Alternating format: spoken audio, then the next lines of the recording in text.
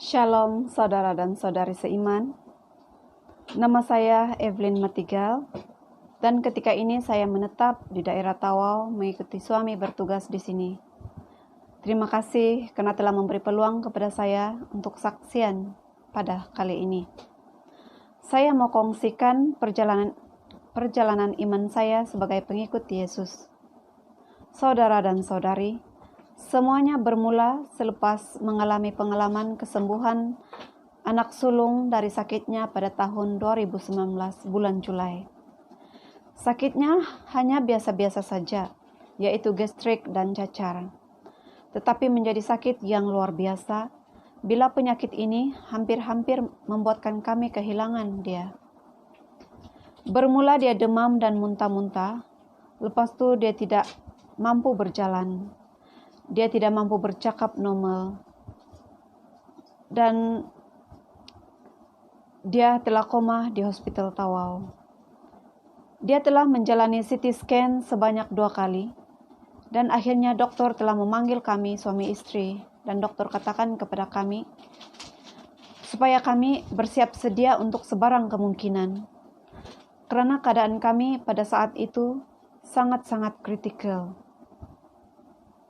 Hasil pemeriksaan, buah pinggang dia sudah rosak dan begitu juga dengan paru-paru. Dan dikhawatiri juga otak dia juga sudah dijangkiti kuman. Pada waktu itu, anak saya yang tidak sadarkan diri itu tangannya sudah bengkak dan habis lebam. Tangan dia kena kesan daripada banyak jarum yang dicucuk di tangan anak saya. Ada juga cadangan dari ahli keluarga untuk bawa dia berobat tradisional, berjumpa bomoh, begitu. Tapi keadaan kami tidak mengizinkan kami untuk berbuat demikian pada waktu itu. Saya sentiasa berdoa rosary dan berdoa pribadi. Pada waktu itu, saya tidak pandai berdoa yang lain. Hanya doa itu yang saya tahu. Saya bawa anak-anak di rumah untuk berdoa rosary. Saya tidak dapat tidur. Saya tidak ada selera makan karena teringat anak yang berada di ICU. Kami tidak dibenarkan untuk menjaga dia. Dan kami juga tidak dibenarkan untuk masuk melawat di bilik anak saya di ICU karena penyakit dia dikategorikan penyakit berbahaya. Kuasa Tuhan, tiada siapa yang dapat menyangka. Pada hari ketiga, kami telah mendapat panggilan dari hospital menyatakan anak kami sudah sedar. Dan dia sendiri sudah mencabut oksigen dan hos yang berada di dalam mulutnya ketika itu. Dan rupa-rupanya saudara dan saudari, ketika dia koma itu, dia mengalami perjumpaan dengan Tuhan Yesus. Dia telah dibawa melihat neraka dan surga. Malah dia sempat dipelawamakan oleh Yesus sendiri. Yesus telah memberikan dia sesuatu berbentuk bulat, bercahaya warna biru. Dan ketika Yesus mengangkat cahaya biru itu separas matanya, dan ini telah diceritakan sendiri oleh anak saya ketika dia sudah sadar ya. Yesus mengatakan bahwa kuasa ini kecil sahaja, tetapi besarkan kuasa ini di bumi. Tolong orang susah dan halau kuasa kegelapan. Begitulah pesanan Yesus kepada anak saya sebelum dia kembali ke dunia nyata. Dan ketika Yesus mengangkat itu, terus sahaja cahaya itu masuk ke dalam hati anak saya. Saudara dan saudari, melalui kesembuhan anak saya ini, kehidupan rohani saya berubah. Selepas itu, kami sekeluarga melibatkan diri dengan perkumpulan karismatik di Gereja Holy Trinity Tawau.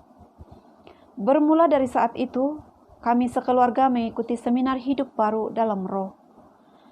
Dan pertama kali itu jugalah, ketika pencurahan roh, saya telah mendengar suara Tuhan. Dia kata, "Hai Evelyn, saya gembira engkau datang." Dan saya melihat merpati putih turun di altar dalam keadaan saya tutup mata. Masa itu saya telah diberi karunia berbahasa roh. Dan bermula hari itu, kehidupan rohani saya diubah. Saya telah melakukan doa pertobatan. Pertobatan yang sungguh-sungguh. Dengan menyesali setiap perlakuan, pelanggaran, dengan hukum-hukum Tuhan. Segala perbuatan yang menyakitkan hati Tuhan terpampang di dalam memori saya. Saudara dan saudari, saya berdoa minta pengampunan dari Tuhan. Bukan sekali dua, tetapi berhari-hari. Setiap malam saya berdoa di dalam bilik. Saya menangis dan menangis. Air mata penyesalan seolah-olah tidak berhenti mengalir. Dari saya duduk di kerusi, duduk di lantai, dan saya tiarap. Begitulah cara saya berdoa ketika itu. Saya menyesali setiap pelanggaran saya dengan Tuhan. Karena saya merasakan Tuhan itu sangat baik. Karena telah mengembalikan anak saya. Saudara dan saudari, saya katakan sambil menangis, Tuhan, kenapa Engkau tidak memberitahu ini pada saya dahulu? Kalau saya tahu, saya tidak akan melakukan dosa. Saya benci dengan dosa Tuhan. Saya benci dengan segala perbuatan saya. Saudara dan saudari, tahukah apa yang Tuhan jawab pada saya? Tuhan katakan, anakku, aku tahu engkau berdosa, tetapi kini engkau telah kembali dan bertobat. Bertobatlah sungguh-sungguh dari perbuatanmu yang lalu. Sebesar apapun dosamu, aku akan menghapuskannya. Karena hanya engkau datang kepadaku, engkau akan beroleh penyelamatan. Itu jawab Tuhan. Dan ketika Tuhan berbicara itu dengan saya merasakan suara Tuhan itu sangat jelas dan lembut.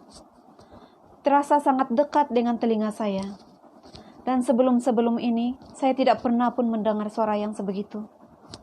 Maka saya bertanya, Tuhan, di manakah engkau? Saya mendengar suaramu sangat dekat denganku. Saya katakan itu kepada Tuhan. Jawab Tuhan, iya, aku dekat denganmu. Aku berada di hatimu. Aku tinggal di dalam hatimu. Makanya aku katakan kepadamu, jagalah hatimu, karena dalam hati terletak segalanya. Karena yang aku lihat adalah hatimu. Karena disitulah kasih itu ada. Karena aku adalah kasih. Nah, saudara dan saudari, bagi saya secara pribadi, pertobatan yang sungguh-sungguh itulah yang telah mengubah banyak hal di dalam diri saya. Melalui pertobatan yang sungguh-sungguh itulah Tuhan berkarya subur di dalam hidup saya. Roh Kudus membentuk, mendidik, dan mendewasakan iman saya dengan cara berdoa, cara mengendalikan emosi, cara menangani sesuatu masalah yang datang dalam hidup. Namun bukan berarti hidup saya ketika ini tiada tantangan dan dugaan, tetap ada. Tetapi ketika kita menyerahkan seluruhnya hidup kita di tangan Tuhan, masalah yang besar jadi kecil. Sebab Tuhan jauh lebih besar dari masalah yang kita hadapi. Dan ketika hubungan kita dengan Tuhan itu baik, Tuhan pasti memberikan kita segala rahmat dan berkat-berkat yang berlimpah. Yakin saudara dan saudari, karena saya sendiri sudah mengalaminya. Puji Tuhan, dan jamahan Roh Kudus itu sungguh luar biasa. Kita sendiri akan terpesona dan jatuh cinta dengan Yesus. Sebab apa? Sebab Dia sungguh-sungguh Allah, sungguh-sungguh Bapa, dan sungguh-sungguh Roh Kudus yang memenuhi segenap ruang hidup kita. Kita tidak perlu apa-apa lagi. Kita hidup karena kemurahan Tuhan. Apa yang Yesus mau kita lakukan, ikutlah apa yang Dia lakukan sewaktu Dia di dunia. Kasihilah sesamamu manusia seperti diri sendiri, dan bantulah orang yang memerlukan. Dan saudara dan saudari, sejak waktu itu, bermula saat itu ya saudara dan saudari, ketika berdoa saya kerap kali mendengar suara Tuhan ketika saya bersaat teduh. Setiap persoalan saya, bila saya bawa itu dan berbicara kepada Tuhan, Tuhan pasti tunjukkan kepada saya jalannya. Saya sangat merasakan kasih-Nya Tuhan itu. Dan saya sangat bersyukur Tuhan hadir di dalam hidup saya dan keluarga. Dan itu sajalah kesaksian saya pada kali ini. Syukur puji Tuhan. Amin.